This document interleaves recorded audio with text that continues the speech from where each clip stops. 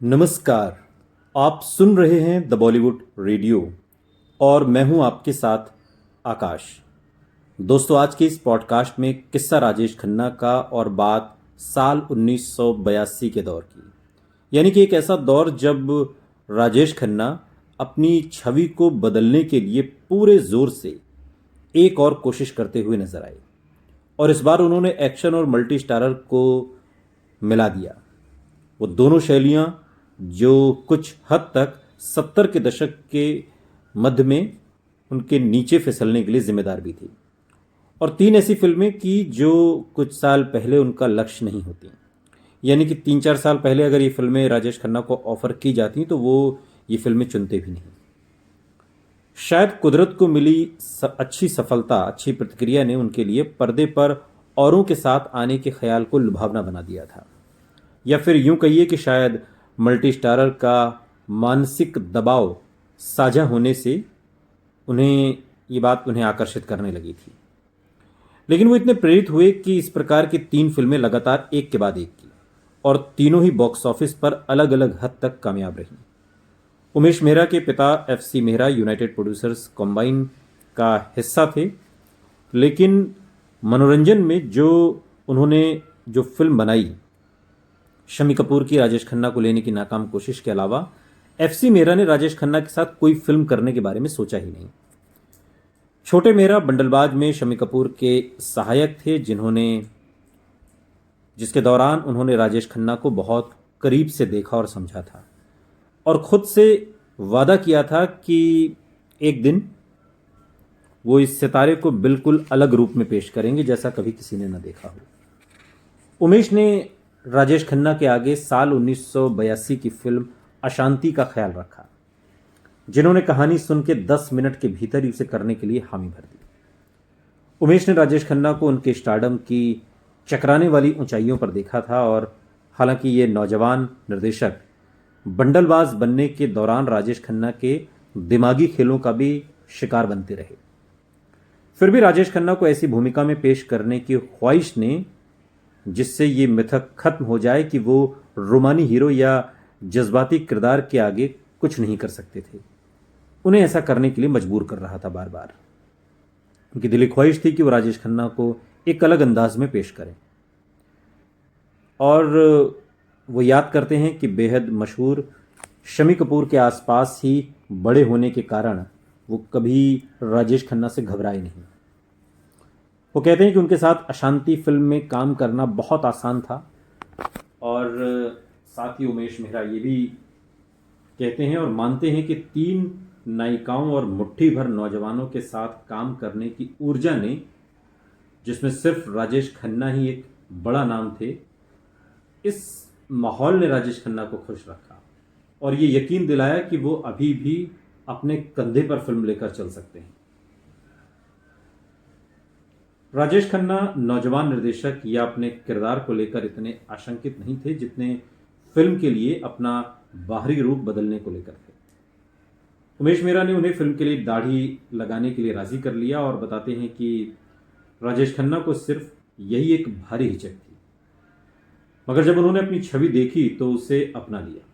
उमेश मेहरा को याद है कि किस तरह एक इंटरव्यू में उन्होंने कहा था कि शूटिंग के हर रोज राजेश खन्ना उसे ताना मारते कि वो किसी और के लिए ऐसा कभी नहीं करते, ये सिर्फ उमेश मेहरा के लिए उन्होंने किया। और मेरा का कहना है कि काका जी आखिर तक किसी के लिए कभी नहीं झुके। हालांकि वे झूठी तारीफ से बहकावे में ज़रूर आ जाते थे। ये उनकी एक खासियत थी कि उनके सामने अगर उनकी कोई झूठी तारीफ कर दे तो वो उसके बहकावे में आ जाते थे, फिल्में साइन कर लेते थे, रोल रिजेक्ट कर देते थे, सिलेक्ट कर लेते थे। ये सब कुछ झूठी तारीफों के तले होता था। एक तरीके से उमेश मेहरा का कहना था कि काका जी कान के बड़े कच्चे थे। आनंद और नमक हराम को छोड़कर राजेश खन्ना और अमिताभ बच्चन सिर्फ एक और बार साथ आते आते रह गए।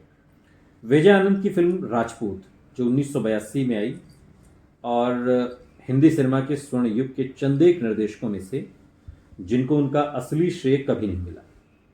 आनंद राम बलराम जो 1980 में आई, धर्मेंद्र और अमिताभ बच्चन के साथ काम कर चुके थे और इन दोनों के साथ राजेश खन्ना को लेना चाहते थे। वो अपनी शानदार कृति के लिए जो शूरवीर राजपूतों को दिखाने वाली थी। अगर सब कुछ ठीक रहता तो राजेश खन्ना और अमिताभ बच्चन को नमक हराम के 10 साल बाद एक ही सीन में देखना दिलचस्प होता। एक ऐसा व्यक्ति जिसने खुद को कभी एक्शन फिल्मों के साथ नहीं जोड़ा, राजेश खन्ना एक राजपूत के किरदार में बहुत सहज दिखे। धर्मेंद्र और विनोद खन्ना के साथ भी, और फिल्म के बहुत बड़े कैनवास में हेमा मालिनी, टीना मुनीम और रंजीता कौर भी थी। फिल्म एक मल्टी स्टारर फिल्म थी, यानी एक ऐसी फिल्म जो करने से अगर कुछ साल पहले राजेश खन्ना को कहा जाता तो वो करते भी नहीं, क्योंकि मल्टी स्टारर फिल्मों के राजेश खन्ना हमेशा विरोधी रहे और उनका यह मानना था कि फिल्म मैं अपने कंधे पर लेकर चल सकता हूं, मैं खुद फिल्म को सुपर डुपर हिट करवा सकता हूं, मुझे मल्टी स्टारर के खांचे में फिट होने की ज़रूरत नहीं है। लेकिन बाद के दिनों में मल्टी स्टारर के दौर में राजेश खन्ना को भी ऐसी ही मल्टी स्टारर फिल्में साइन करनी पड़ी और वो फिल्में चली भी काफ़ी हद तक। फिल्म अच्छी बनी हुई थी और एक पैसा वसूल फिल्म के सारे तत्वों के साथ राजपूत उम्मीदों पर तो खरी नहीं उतरी, लेकिन पैसा कमाया फिल्म ने। अब ये एक ऐसी फिल्म नहीं थी जिसे विजय आनंद के साथ जोड़ा जाता।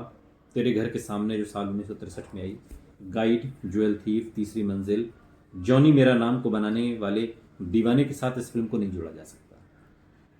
विजय आनंद के खास रंग के बगैर, चाहे वो किरदारों को पेश करने की नज़ाकत हो, कहानी का बहाव हो या गानों का फिल्माया जाना, राजपूत का बड़ा कैनवास इतने बड़े सितारों से सजी उम्मीदों से बोझिल था। साथ ही फिल्म में सभी चीज़ों में बारीकी की कमी थी। हालांकि फिल्म आज़ादी के आसपास के वक्त के बारे में है, फिर भी वो 80 के दशक की आम फिल्मों जैसी लगती है, बेहद नाटकीयता और जोरदार एक्शन की वजह से यूँ लगता है कि 80 के दशक का सिनेमा हम देख रहे हैं, जबकि फिल्म आज़ाद हिंदुस्तान के आसपास के माहौल को दिखाने की कोशिश करती है, जो उसकी कहानी है, जो उसकी पिच है। लेकिन ताज्जुब है कि राजेश खन्ना फिल्म के सबसे उजले पक्ष के रूप में उभर कर आते हैं और बाकियों से भिन्न उनका किरदार ज़्यादा अच्छी तरह उकेरा गया है। राजेश खन्ना का कथित जोश भरा आकर्षण पूरी तरह नजर आता है। एक 40 साल के आदमी के लिए राजेश खन्ना बड़ी सहजता से मेरे संग संग आया तेरी यादों का मेला और गीत में बेहद नाजो अदाओं वाले दिखते हैं, और विनोद खन्ना के साथ धर्मेंद्र दोनों को पीछे छोड़ देते हैं और जो उस वक्त उनसे सबसे ज़्यादा लोकप्रिय थे। जहां राजेश खन्ना अपने को मल्टीस्टारर फिल्मों के अनुरूप बना रहे थे, वहीं अमिताभ बच्चन ने न सिर्फ अपने लिए जगह बनाई बल्कि उस पर टिके भी रहे। शायद उनकी दो नायकों वाली आखिरी फिल्म में एक साल पहले वाली थी शक्ति, जो साल 1982 में, जिसमें वो दिलीप कुमार के रूबरू लाकर खड़े कर दिए गए, और लेखक के पूरे सहयोग वाला किरदार न होने पर भी जो उन्हें सलीम जावेद की पटकथा में आसानी से मिल जाता था, उन्होंने अपने सुपरस्टार के लेबल को सही सिद्ध कर दिया। दूसरी तरफ राजेश खन्ना अमिताभ बच्चन की इस कोशिश से खास प्रभावित नहीं हुए, और सुनने में आता है कि उन्होंने मजाक करते हुए कहा भी था कि ये देखकर खुश थे कि अभी भी दिलीप कुमार के प्रशंसक थे जो उनकी नई फिल्म को देखने के लिए कतार में खड़े थे। यानी कि शक्ति का क्रेडिट राजेश खन्ना अमिताभ बच्चन को देने के लिए राजी नहीं थे, और वो सारा क्रेडिट दिलीप साहब को दे रहे थे कि अभी भी दिलीप कुमार दर्शकों को टिकट खिड़की तक खींच सकते हैं। अगली जो मल्टी स्टारर फिल्म थी जिसके साथ राजेश खन्ना जुड़े, वो थी धर्मकांटा, साल 1982 की। सुल्तान अहमद द्वारा निर्देशित ये फिल्म डाकू प्रधान फिल्मों के आम तामझाम से नहीं बची। बेहद भड़कीले और नाटकीय और प्रतिशोध से लेकर खो गए मिल गए बहुत सारे विषयों के गड्ढमड्ढ हो जाने से भी ये फिल्म एक तरीके से ग्रस्त दिखाई देती है। आम चलन से हटकर नौशाद के संगीत में राजेश खन्ना की आवाज़ के लिए किशोर कुमार का कोई नगमा नहीं था, और फिल्म की तरह ही संगीत को भी कम सफलता मिली। धर्मकांटा जो चीज़ इस फिल्म में याद रखने लायक है वो है राजकुमार राजेश खन्ना की अदाकारी, जिसमें दोनों ने डायलॉग डिलीवरी करने में एक दूसरे से आगे निकल जाने की कोशिश की, और बेहतरीन कोशिश है, गजब का किरदार है। दोनों अदाकारों में नाटकीयता का पैदाइशी हुनर था, लेकिन राजकुमार में शूटिंग के बाद भी किरदार में रहने की काबिलियत थी। वो सच में अपने पर ध्यान केंद्रित होने से पहले सबके शॉट खत्म हो जाने पर जोर देते, खासकर जूनियर कलाकारों के। राजेश खन्ना के भक्तों को ये सुनकर शायद अच्छा न लगे, भक्तों से मतलब प्रशंसकों से है। सुनकर ही अच्छा न लगे कि राजकुमार जिन जूनियर कलाकारों की बात करते थे वो अक्सर सुपरस्टार राजेश खन्ना और जितेंद्र जैसे कलाकार थे, जिन्हें वो जूनियर आर्टिस्ट कहा करते थे। ये उनका एक तरीका था। और जब इस पर नाराज़गी जताई जाए या फिर ये कहा जाए कि ऐसा क्यों कहा जाता है, तो वो कहते हैं कि भाई ये मुझसे जूनियर है, मैं इनसे पहले आया था, मैं इनका सीनियर हूँ, इस वजह से मैं इन्हें जूनियर कलाकार कहता हूँ। हालांकि हिंदी फिल्म इंडस्ट्री में जूनियर आर्टिस्ट किसे कहा जाता है हम सभी जानते हैं। बड़े पैमाने पर बनी मल्टी स्टारर फिल्मों के साथ राजेश खन्ना दो एक छोटी फिल्मों में भी आए। कामयाब तमिल फिल्म इलामे उंजुल आदुल कीरत का रीमेक दिले नादान, जो एक औरत को प्रेम करने वाले दो दोस्तों की कहानी है, और उन्होंने शत्रुघ्न सिन्हा ने दोनों ने मिलकर बड़ी चिढ़ी नाटकीय तकरार में हिस्सा लिया। फिर उन्होंने कुछ विशेष भूमिकाएं की, जैसे डिस्को डांसर फिल्म में उन्होंने जिमी मिथुन चक्रवर्ती के गुरु का किरदार निभाया। अंदाज में जिंदगी एक सफ़र है सुहाना की तरह डिस्को डांसर में उन्हें एक हिट गाना भी मिल गया, गोरों की ना कालों की दुनिया है दिल वालों की, सुरेश वाडेकर ने जो गाया है। और उस फिल्म में अपनी मौजूदगी को न भूलने लायक उन्होंने बनाया भी।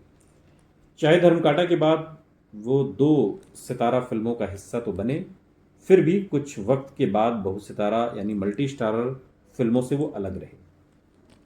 वो इस किस्म की फिल्मों से उसी तरह अचानक दूर हो गए जिस तरह वो उससे जुड़े थे। और अपनी अलग मल्टी स्टारर के आने से पहले वो वाले 6 सालों के दौरान वो इतने बड़े धमाके के साथ वापस आए कि सबने सजग होकर ध्यान दिया। इसके बाद जो फिल्म आई उसने यकीन दिला दिया कि अरे राजेश खन्ना तो अभी कहीं गए ही नहीं। राजेश खन्ना ने शानदार कमबैक किया और फिल्म का नाम है अवतार। सुनते रहिए द बॉलीवुड रेडियो, सुनता है सारा इंडिया।